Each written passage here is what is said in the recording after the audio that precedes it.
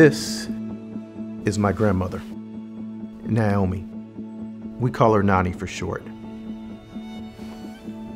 And this was her husband, my grandfather, A.D. And this was his brother, Martin Luther King Jr. Everybody knows him.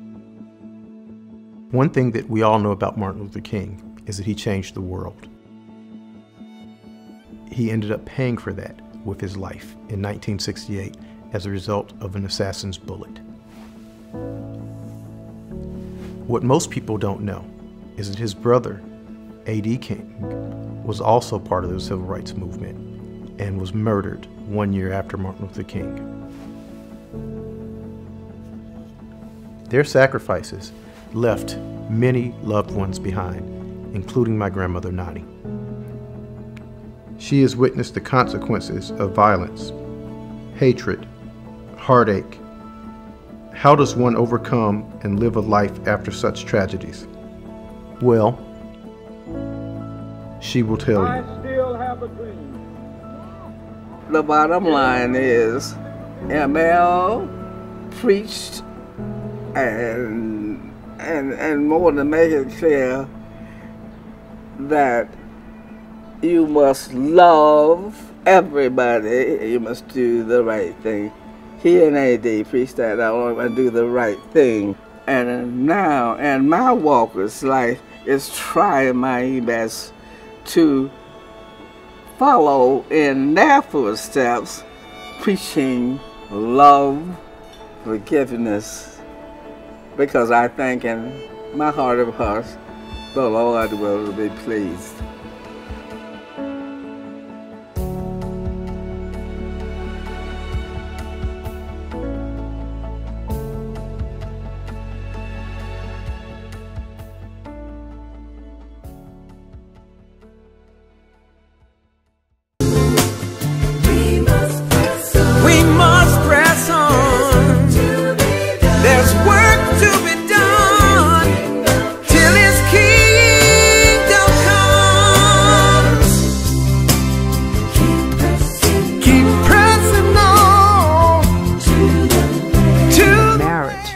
Martin Luther King Sr. and Alberta Christine Williams King. They brought love into the legacy, the love of God and the love for humanity. It took the two of them together to do it, and they did it. We must keep pressing on. We must keep pressing on. We'll never know in our lifetime what the real deal was on the King thing. It's as if the King family is being tested. I've never seen a family suffer so much tragedy in my life. I'm not going to believe Martin Luther King Jr.'s death was natural. I'm not going to believe his mother's death was natural. So there's so many questions that have been unanswered.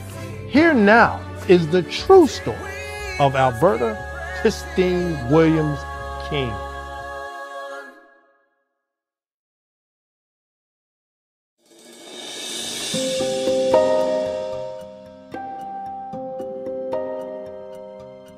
On July 20th, 1969, while most of the country was glued to their television watching the Apollo 11 moon landing.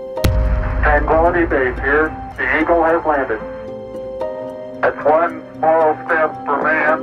A mysterious drowning left a family in shock, and a king's legacy lost in the shadows. Was his death an accident or murder?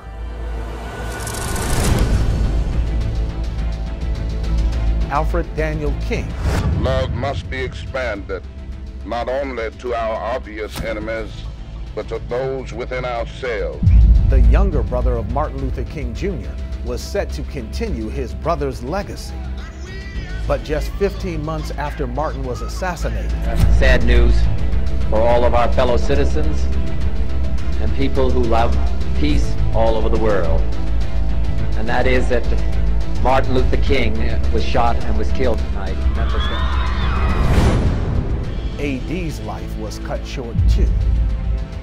In this groundbreaking television event, we reveal the story of A.D. King, his legacy, his leadership, his death? I'm Ed Gordon. We'll tackle that question on the 50th anniversary of the King assassination with new details on the death of A.D. King. Unsolved History, Life of a King. The Reverend A.D. Williams King was born in 1930 to Dr. and Mrs. Martin Luther King Sr. All of a sudden, I looked at my picture window and I noticed it had begun to crack. I didn't hear anything, I didn't see anything, but I noticed my picture window began to crack. And simultaneously, my husband came up from the bedroom, and by the time we got to the middle of our home, the second bomb hit. World War II veteran named Roosevelt Tatum, who introduced himself, said he lived in the neighborhood and asked if he could come in. He would like to talk with them. Martin Luther King Jr. believed in nonviolence. He did love his neighbor as himself. I'm proud of the fact that we have people like A.D. and others in the movement who gave their lives and their capacity for thought and perspective and vision to the movement. And I think that it would be good for America and the world to see what he was able to accomplish with the help of God in his own right. Like his brother and other members of his family, was deeply committed to end segregation. He was more radical than what you would think. A.D. was just as important as M.L. That danger and death were lurking in the shadows. He was under constant threat. People were continuing to say, we got your brother, we're gonna get you. So I have left yet something that you can't take away, still left with me, faith, hope, love. I know what I heard, and I ain't gonna dispute nobody, I ain't gonna debate nobody. The emergency worker said, ain't no water in his lungs. He was dead before he hit the water. And I said, what? Most disturbing thing to me, how a drowned man didn't have no water in his lungs. Many people at the time that my father, Reverend A.D. King, died, expressed doubts that it was accidental. The very first reports, they tried to say that Dad had committed suicide. There was a swimming pool in the backyard. And of course, at that particular time, I was a little afraid of water. I was only 6 years of age, and Uncle A.D. was a very good swimmer. It's good for us as a family to kind of reflect back on this. We've lived with this and we've known it, but it's good to kind of pull it off the shelf. They were determined and committed to a cause, and they were willing to pay the ultimate price. He was at every mass meeting. His church was one of the churches that ended up as a headquarters, not only for voter registration and for demonstrations, but for training young people. So he was right in the middle of all of the movement activity and one of the real leaders. There would be no possible, as we're filming this, black president had there not been an A.D. King, had there not been these men and women who were willing to lay their lives on the line. Nothing is more powerful than an idea whose time has come. And nothing is more frustrating than to try to push forth an idea whose time has not come.